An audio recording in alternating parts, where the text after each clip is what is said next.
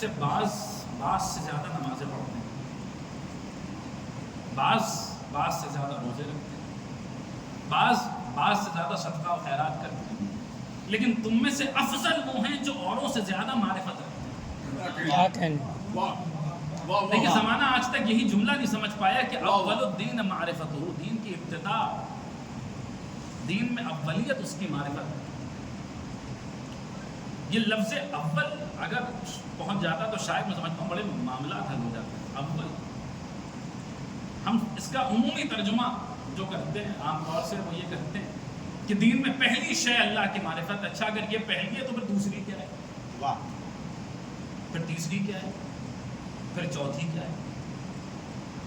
لیکن آج سے قبل اس سے یہ بات نہیں ممبر سے بیان کی، اس مجلس میں آ رہی ہے بات، اس کو سنتے چلیے اور شاید یہیں سے اس کا آغاز ہو، پھر دیکھیں گے اور جگہ اسے بیان کرنا ہے، کس طریقے سے پڑھنا ہے، کس طریقے سے بیان کرنا ہے۔ اول الدین معرفت، دین کی ابتدا اللہ کی، دین میں اولیت اللہ کی معرفت ہے، اول شے۔ اچھا یہ اول ہے تو دوم کیا ہے، پھر سوم کیا ہے، پھر چہارم کیا ہے، پھر آگے کی چیزیں کیا ہیں؟ دیکھیے میں کہتا ہوں کہ میرا گھر چھوٹا ہے، مثال کے طور پر، تو آپ کو حق ہے کہ آپ پڑھ کے پوچھیں کہ صاحب آپ کا گھر چھوٹا ہے، آپ کہہ رہے ہیں کہ آپ کا مکان چھوٹا ہے، گھر چھوٹا ہے، تو جو ہے وہ کتنے کمروں کا ہے؟ 3 کمرے ہیں، 4 کمرے ہیں، 5 کمرے ہیں۔ آپ کے نزدیک یہ صغیر و کبیر کا معیار کیا ہے؟ ہم نے کہا صاحب ہماری کوٹھی ہے گاؤں میں، وہ مثال کے طور پہ 50 کمروں پہ مشتمل ہے، ہمارا گھر یہاں لکھنؤ میں 10 کمروں پہ مشتمل ہے، چھوٹا سا گھر۔ اب ہمارے نزدیک یہ جو لفظ ہے چھوٹا، اس کا معیار کچھ اور ہے۔ ہو سکتا ہے کہ ہم ایک جھوپڑی میں رہ رہے ہیں اور پھر ہم کہیں کہ صاحب چھوٹا سا گھر ہے، شخصیت بدلی تو لفظ کا معیار بدل گیا۔ ہو سکتا ہے کوئی محل میں رہ رہا ہو اور پھر کہہ رہا ہو چھوٹا سا گھر ہے، اس کی نظروں میں کوئی اور بڑی کوٹھی ہو، کوئی اور بڑا محل ہو، وہ کہہ رہا ہے تو پھر اس لفظ کا معیار بدل گیا۔ یعنی الفاظ کے معنی کا تعین اس بات سے ہوگا کہ کہنے والی ذات کون سی ہے۔ بہت توجہ کے ساتھ سنیے گا، پڑھے لکھے افراد تشریف فرمائیں اور آپ کو یعنی آپ کی خدمت میں کیا تمہید بیان کی جائے، بس سنتے رہیے کہ اس بات سے تعین ہوگا کہ کہنے والی ذات کون سی ہے۔ ہو سکتا ہے کہ ہماری نظر میں جو ہے وہ جو 5ویں میں پاس ہو وہ عالم ہے، ہو سکتا ہے کہ جس نے ہائی اسکول، کوئی ایسا بھی ہو کہ جس کی نظر میں جس نے ہائی اسکول پاس کیا ہو وہ عالم ہے، ہو سکتا ہے کوئی ایسا ہائی اسکول پاس کرنے والے کو آپ عالم کہہ رہے ہیں، جس نے PhD کیا ہوا ہے وہ عالم ہے۔ بہرحال معیار بدلتا رہتا ہے، شخصیت کے معیار کے مطابق الفاظ کا معیار بدلتا رہتا ہے۔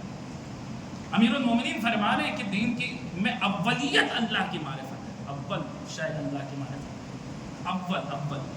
اب علی جب اول کہہ رہے ہیں تو علی کی نظروں میں دیکھا جائے گا کہ لفظ اول کا معیار کیا ہے۔ سنیے آپ، علی کی نظروں میں اول ہونے کا معیار کیا ہے؟ علی لسان اللہ ہے صاحب، بے شک بے شک۔ علی کی زبان سے جو لفظ نکلا ہے نا، وہ لفظ اسی معیار پہ ہونا چاہیے، اس لفظ کے معنی اسی معیار پہ ہوں گے جس معیار پہ الفاظ کے معنی توحید کے نزدیک ہوتے ہیں۔ کیونکہ علی اپنے آپ میں السلام علی نفس اللہ القائمۃ فیہ بالسنن، سلام و خدا کے اس نفس پر کہ جس میں اس کی سنتیں قائم ہیں، یہ امیر المومنین ہے، امیر المومنین کی زبان لسان اللہ ہے، وہ کہہ رہی ہے۔ تو پھر دیکھنا یہ ہوگا کہ خدا کے نزدیک اس اولیت کا معیار کیا ہے۔ خدا کسی شے کو اول کہے تو کن معنوں میں کہتا ہے، رسول کسی شے کو اول کہیں تو کن معنوں میں کہتے ہیں، امیر المومنین کسی شے کو اول کہیں تو کن معنوں میں کہتے ہیں۔ تو اللہ نے لفظ اول اپنے لیے قرآن میں استعمال کیا، وہ فرماتا ہوا الاول والآخر والظاہر والباطن، اللہ اول ہے، اللہ آخر ہے۔ اچھا اگر یہاں پر آپ اول کے معنی پہلا لیں گے تو پھر اگر اللہ پہلا ہے تو پھر دوسرا اللہ کون ہے؟ میں کیا سمجھا؟ اگر یہاں پر آپ اول کے معنی دیکھیں، یہ بہرحال جس کا نقطہ ہو، جس کی بات ہو، اسی کے نام سے پڑھنا چاہیے کہ ہمارا نہیں ہے۔ یہ آیت اللہ سعید احمد کربلائی مشہدی، انہوں نے مولا کے جو خطبہ توحید ہے اس کے شرح کرتے ہوئے یہ نظریہ بیان کیا، اور ہم آپ کے خدمت پر نہیں سے پڑھ رہے ہیں کہ اللہ کے نزدیک اولیت کا معیار کیا ہے؟ تو معصومین بتائیں گے کہ اللہ کے نزدیک اولیت کا معیار کیا ہے؟ اماموں نے جو فرمایا اس آیت کی تفسیر میں کہ اللہ اول ہے، کیسا اول ہے؟ اللہ ایسا اول ہے کہ اس کے جیسا کوئی اول ہی نہیں ہے۔ وہ ایسا اول ہے جہاں دوئیت پائی نہیں جاتی، کوئی دوسرا ہے ہی نہیں۔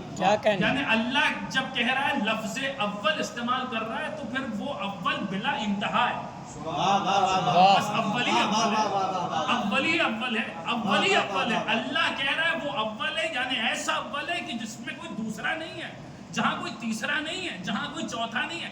یعنی ایک بات سمجھ میں آئے، خدا کے نزدیک اولیت کا معیار یہ ہے کہ جب وہ کہتے ہیں اول ہے تو پھر ماننا پڑے گا وہی اول ہے، وہی دوم ہے، وہی سوم ہے، وہی چاروں ہے، اس جیسا کوئی ہے ہی نہیں، یہ معنی ہے اول کا۔ اب جہاں کہیں بھی کلام آل محمد میں آپ کو لفظ اول دکھ جائے تو سمجھ جائیے گا کہ وہاں پر معنی جو ہے وہ ہمارے وہم و گمان سے بہت آگے کی بات ہو رہی ہے، وہاں کے اول دوم و سوم کی بات نہیں ہو رہی ہے۔ جیسا یہ ہے ویسا کوئی ہے ہی نہیں، جیسی یہ شے ہے ویسی کوئی ہے ہی نہیں۔ امیر المومنین فرمان اسی لفظ اول کی طرف اشارہ کرتے ہوئے مولا فرمان ہے اول الدین معرفتہ، دین کی ابتدا اللہ کی معرفت ہے۔ کیا مطلب؟ جیسی عبادت معرفت ہے ویسی کوئی اور عبادت ہے ہی نہیں، نہ دوم ہے، نہ سوم ہے، نہ چہاروں میں۔ اگر یہ بات پہنچ گئی تو آئیے میں ایک حدیث اور آپ کے سماعتوں کی نظر کروں، بڑی مشہور و معروف حدیث ہے۔ پیغمبر نے فرمایا اول ما خلق اللہ نوری، اللہ نے اول جس شے کو خلق کیا وہ میرا نور ہے۔ کیا مطلب؟ رسول نے بتا دیا اللہ ایسا اول ہے جس جیسا کوئی اول ہی نہیں ہے، اور میں ایسی مخلوق ہوں کہ مجھ جیسی کوئی مخلوق ہی نہیں ہے۔ ایک صلوات پڑھتے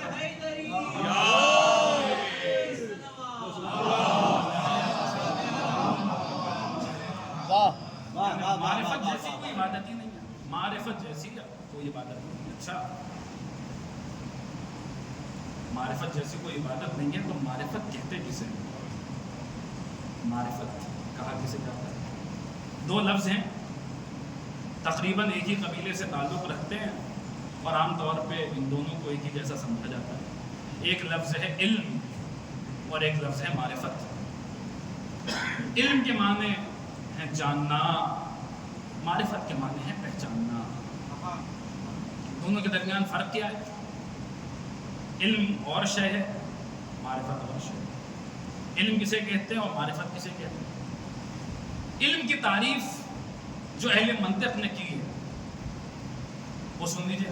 اب میں اس بات سے بحث نہیں کر رہا کہ یہ تعریف کتنی صحیح ہے اور کہاں کہاں پر یہ تعریف بچہ دیتی ہے، لیکن بہرحال چونکہ کلام غیر معصوم کا کلام ہے، اس لیے آپ اس کو یہ تو حتمی طور پر ہر جگہ آپ اپلائی نہیں کر سکتے۔ وہ کلام آل محمد، کلام آل محمد ہے، معصوم کا کلام ہوتا ہے، اس کی بات اور ہوتی ہے۔ لیکن بہرحال ابھی یہاں سمجھنے کے لیے ایک دم بنیادی طور پہ آپ سن لیجیے اہل منطق نے جو تعریف، جو ڈیفینیشن بیان کی علم کی، کہتے ہیں صورت الاشیاء فی الذہن۔ علم کسے کہتے ہیں؟ تو کہا دماغ میں تصویروں کا ابھر جانا یہ علم ہے۔ واہ واہ، سنیے گا بہت توجہ کے ساتھ۔ دماغ میں تصویروں کا آ جانا یہ علم ہے۔ مثال کے طور پہ بچہ اسکول میں گیا اور اس کو پڑھایا جا رہا ہے، بیٹا پڑھو اے فار ایپل،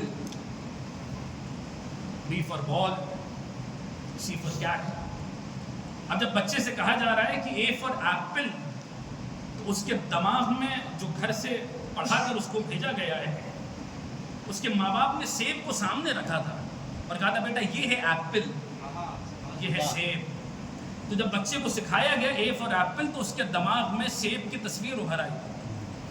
وہ سیب جو وہ دیکھ کر آیا تھا، وہ نقش اس کے دماغ میں تھا، وہ تصویر اس کے دماغ۔ اب اس تصویر کا بچہ فوراً سمجھ گیا کہ ایپل کا مطلب کیا ہوتا ہے، اسے بتانا نہیں پڑا، سمجھانا نہیں پڑا، سیب کسے کہتے ہیں، ایپل کسے کہتے ہیں۔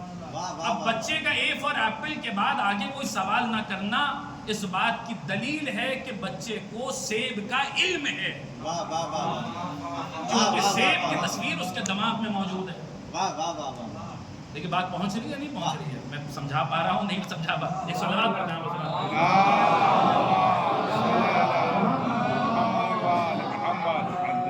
یعنی بچے کو سیب کا علم ہے۔ کیوں؟